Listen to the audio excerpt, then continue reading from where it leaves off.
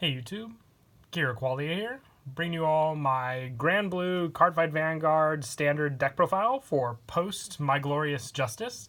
This is the one of the latest deck profiles for the Granblue in standard format. We got a lot of new support for the Granblue deck, really changing up the whole playstyle, especially since our Grade 3 lineup is completely changed with all new Grade 3s, with Cocytus being the main focus one for the deck. A really big change for the deck, I'd say, for sure.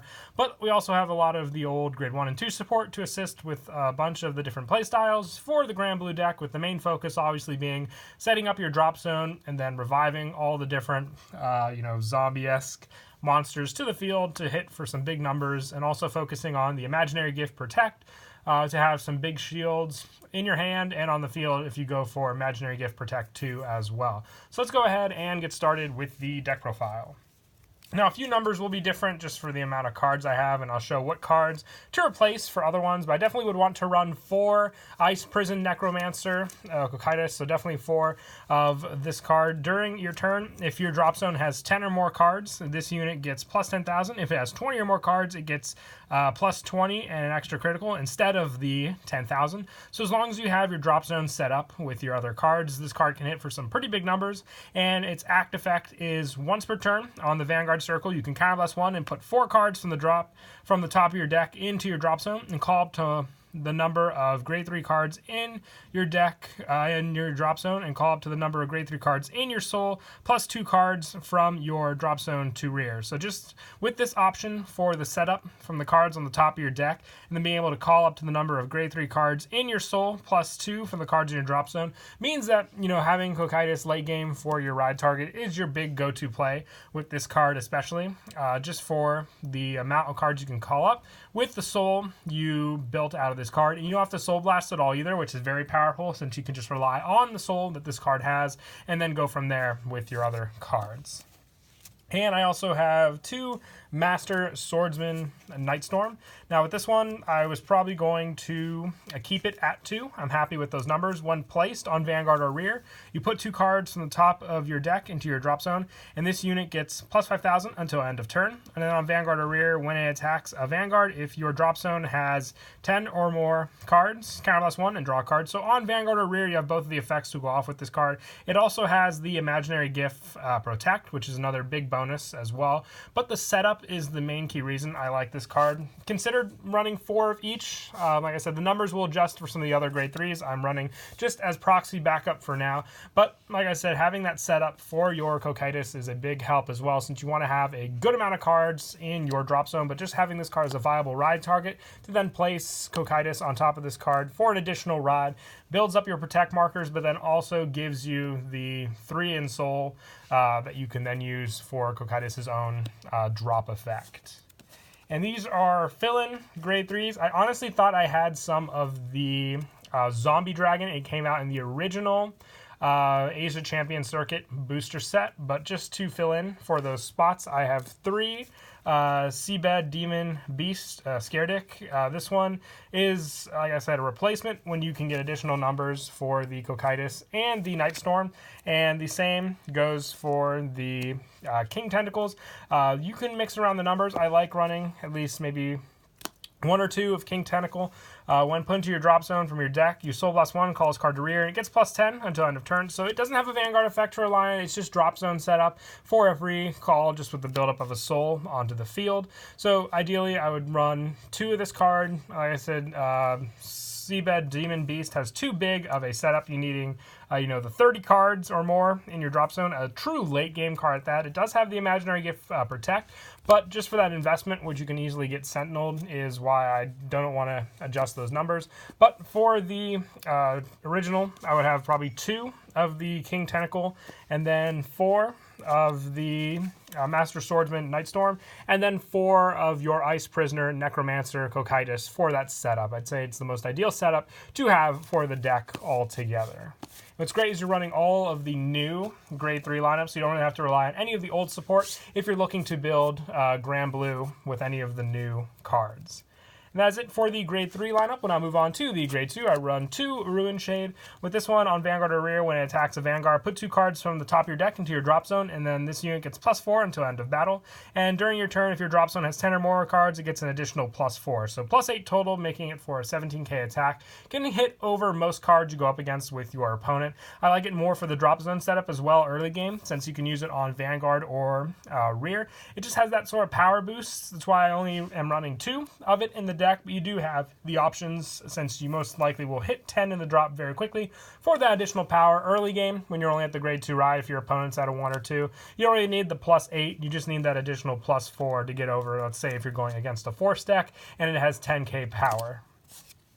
And I'm also running 2 of the new Storm Ride Ghost Ship. From the hand, it cannot be normal called. It cannot be called to the guard circle either. But on Rear, when it attacks, this unit gets +15,000 until end of that battle. And at the end of the battle, draw a card or retire this unit. So the perfect ideal card to call from your drop zone, just for that easy power boost and draw power, which then you can make up for with the retire of giving yourself a card in the hand. Having this as just one of the many options, I tried to run a small number of lineup of cards, just so then we could rely on the different options when you set up your drop zone for all the different cards you run in the Granblue deck as well.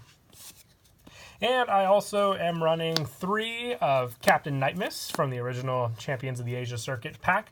When placed, you counterblast 1, call a Grade 1 or less card from your drop zone to Rear. If your drop zone has 10 or more cards, you may call regardless of the grade. So it's just more setup with this card. It's a rear guard effect only, so remember that, but it's just an easy counterblast. No soul. You can save all that for the Kokaitis setup, so you don't have to worry about soul blasting any of your Grade 3s that you may need later on for your cards. So this one just helps, and the more your drop zone is set up, the more benefits you'll get for those placed as well. And it can be placed from anywhere, so even from the drop zone you can make use of that effect of the counterblast.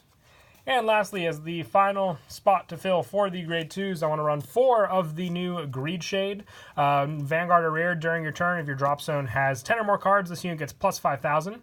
It works on Vanguard or Rear, like I said. And on Rear Guard, when placed, discard a card from your hand, put 2 cards from the top of your deck into your drop zone, and return a card not named Greed Shade from your drop zone to your hand. You can add back cards to recycle. It's why I definitely wanted to make this a 4 of in the deck. Just being able to get resources back to your hand, shields, you name it. With this one, it definitely does help. You make up for the discard cards, so you're not gaining any pluses, but you're just putting more beneficial cards in your hand to use to guard against your opponent, and then putting cards you can easily call back from the drop zone to the field with this card. I'm just subbing in a Nightwatch Pirate Hild, but you definitely want, like I said, 4 of this card in the deck to run for its good setup, especially.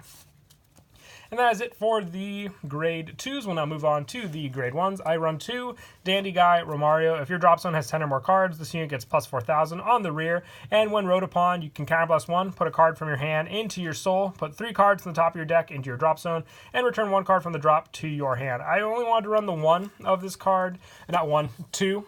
Sorry about that. Just for the fact that it's a good ride target. It has the +4 on Rear, which definitely does come in handy when you're boosting some other cards, especially Ruin Shade. But other than that, once you have the ride target taken care of, it doesn't really do much else. The best would be, bumping it up to 4 for consistency if you wanted to hit that ride target. But other than that, it does have that setup, but just the one time, since, like I said, it is a ride target go-to for your Grade 1 ride. And then I also run 1 Troubadour Cadaver Alfie and 1 Skeleton Sharpshooter. If you were to add in more additional Dandy Guy Romarios, I would go in the order of taking out the Sharpshooter and then the Alfie. But I do like both of them in the deck, just as, like I said, the additional 1-ofs from the drop zone that you can use. When retired from Rear, you may put the top 2 cards of your drop zone into your deck. So you have that option. But also with Troubadour, when placed from hand, if you have 10 or more cards in your drop zone, discard a card from your hand and countercharge 1 and soul charge 1. More setup with Alfie, especially when placed from the hand, though. Remember that. So just having the different options with these 2 cards is why I like to run the 1-ofs of them for both field effects. And I also run 4, going back from the Champions of the Asia Circuit once again, Dancing Cutlass. From the drop zone, bind 1 other Dancing Cutlass from your drop zone, put the top card of your deck into your drop zone, call this card to Rear, and then countercharge 1, making up for any counterblasts you use with this card, but also giving you the options to call more rear guards out, including Dancing Cutlass. It may only be a 6k power, but from the drop zone and running 4 of this card is your biggest help to go for, so you have all the resources to go back and forth with in your deck. And then lastly, for the grade 1s, I want to run 4 Ripple Banshee. This card is your draw power in the deck. When placed from drop zone, Soul Blast 1, draw a card, and this unit gets plus 4,000 until end of turn. So it has to be called from the drop zone, but that's really not too difficult to do with this deck. For that grave discard file power, you have the options to get your draw power, which this deck desperately needs at times since you can invest a lot of your hand onto the field for your plays. So 4 Ripple Banshee definitely does come in handy. I have the Pat the Ghosty as the replacement for the Ripple for now, but you do want to run for this card in the deck for sure. And then for your starter, going with the new Captain Night Kid. This card is just super adorable. I wanted to prefer this over Guiding Zombie. I know some people like Guiding Zombie, but same effect when wrote upon draw a card, just like going with the new starter.